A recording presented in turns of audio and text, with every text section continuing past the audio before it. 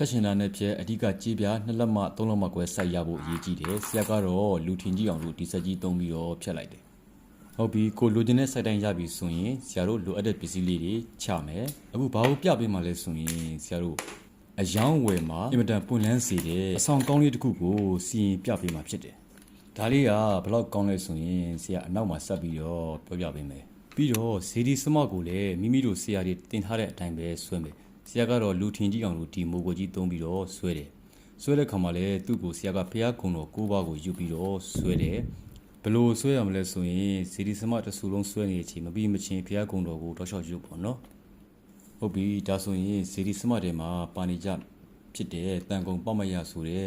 ဖျားငါးစုပူစားပြုတဲ့စမလေးတွေဆရာပြထားတဲ့အတိုင်းရေးထည့်မယ်အောက်မှာကအေးသာညက်တီပေါ့ဒါလေးကဈေးဆိုင်မှာချိတ်ဖို့ဆိုပြီးတော့ဆရာကိုစီရင်ခိုင်းထားတာဖြစ်တယ်အယောင်းဝတ်အတွက်လည်းကောင်းစီပြီးအတိုက်ခိုက်တွေကိုလည်းဟန်တာတန်ပြန်ပေးမဲ့အနေနဲ့ဖြစ်ပြီးတဲ့အခါမှာတန်ပြန်ဖြစ်တဲ့24 45 69 73ဆိုတဲ့ခဏန်းလေးလည်းထုံးစံအတိုင်းပဲထည့်မယ်အခုလိုကြီးပြပုံမှာဆွဲတဲ့ခါကျရင်ဇေဒီစမထဲမှာထည့်မဲ့စလုံးလေးတွေနဲ့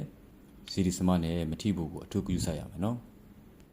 နောက်ပြီးဒီဇေဒီစမပုံမှာဆရာတို့ကိုညွန့်ပါတဲ့ကိုနဝင်းကိုဖျားကုံတော်ကိုပါရွနေနဲ့တောက်လျှောက်ဆွဲရမယ်ဆွဲလုံပြီးမချင်းဖျားကုံတော်ကိုပါကိုရွဆွဲမယ်နော်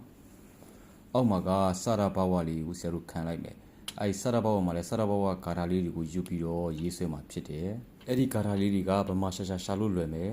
ပြီးရင်အဓိကဖြစ်တဲ့ဒီဇေဒီစမကြီးရဲ့ဘေးနားမှာဆရာတို့တာတင်းကျိတ်ကိုအဖွင့်မိပုံစံလေးနဲ့ရေးဆွဲလိုက်မှလည်းဖြစ်တယ်ပြီးတော့ဆရာတို့ဒီတာတင်းကျိတ်ပုံမှာကိုနဝင်းကိုညွန့်ပါတဲ့ကိုနဝင်းကိုဆရာတို့ဖျားကုံတော်9ပါးယူရင်လည်းတောက်လျှောက်ဆွဲမယ်နှစ်ဖက်စလုံးမှာကိုနဝင်းကိုဖျားကုံတော်9ပါးယူရင်လည်းဆွဲမယ်အဲကိုနဝင်းနဲ့ပတ်သက်ပြီးအကြောင်းလေးတွေကိုလည်းဆရာတင်ပေးထားတာရှိတယ်ဆရာအကောင့်ထဲမှာဝင်ပြီးတော့လေ့လာကြည့်လို့ရမယ်နော်ဟုတ်ပြီဒါဆိုရင်တော့ဒီမှာစမကပြည့်စုံလူနီးပါဖြစ်သွားပြီပို့ပြီးပြည့်စုံအောင်ဆရာတို့ဘေးနားမှာပိယတိတ်ထီဆိုပြီးတော့ရေးမယ်နောက်တစ်ဖက်ဘေးနားမှာကျတော့ဒနာတိတ်ထီဆိုပြီးတော့ဆရာတို့ရေးမယ်ဖြစ်နိုင်ရင်တစ်ခုနဲ့တစ်ခုမထိအောင်ရေးမယ်နော်ပြီးရင်အောက်ဆုံးမှာစတာဘောအောင်မှာဆရာတို့နတ်ပယံကိုရေးမယ်အဲနတ်ပယံရေးတဲ့အခါမှာလည်းသူ့ရဲ့သက်ဆိုင်ရာဂါထာရှိတယ်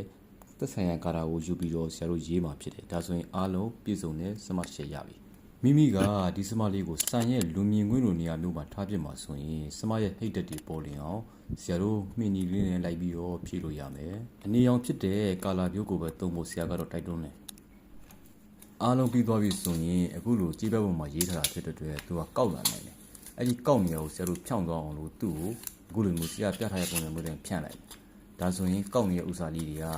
ကြေးပြားကတွန့်မနေတော့ဘဲနဲ့ပြားသွားလိမ့်မယ်โอเคเนาะဒါဆိုရင်ဒီလိုဖြစ်သွားလိမ့်မယ်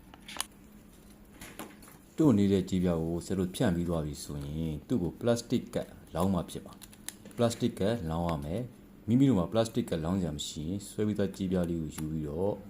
ပလတ်စတစ်ကတ်သွားလောင်းလက်မဲကြီးပုံမနေအောင်အခုတော့ကင်မရာကိုအနီးကပ်ယူပြီးတော့ရိုက်တယ်။မာဖြောင်းသွားတဲ့ကြေးပြားလေးကိုဆရာကဒီမှာအပိုလုပ်ပြီးတော့ဒလင့်လုံးနဲ့ဆရာလှိမ့်ပြတာ။ပို့ပြီးတော့များပြန့်သွားဖြောင်းသွားမလားပေါ့နော်။ဒါပေမဲ့မလိုပါဘူး။လှိမ့်နေနဲ့လှိမ့်လို့ရတယ်။ဒါဆိုရင် okay သွားပြီးအားလုံးနီးပါးပြည့်စုံတော့ဖြစ်သွားပြီ။ပြီးတဲ့အခါမှာသူ့ကိုစန္နာခွဲပြီးတော့အလဲကနေဆရာကအပေါက်ဖောက်လိုက်တယ်။ဖောက်ပြီးတဲ့ဥစ္စာကိုပုံမခိုင်ခိုင်အောင်လို့ဆရာကဒီမှာတန်ခွင်းလေးနဲ့သူ့ကိုလေးပေးရိုက်လိုက်တယ်။ဒါဆိုရင်အားလုံး ready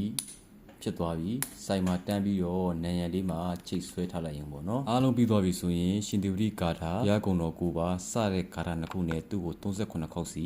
တိတ်ထိတင်မယ်သူ့ရဲ့အစွမ်းကစိုင်ဟာပုံအောင်နေတဲ့စိုင်ပဲဖြစ်ပါစေဝေသူဟာကြောင်တကောင်လိုအနက်ရပြီးအဆောင်ရှိတဲ့ဌာနစီကိုအရောက်လာစေမှာဖြစ်တယ်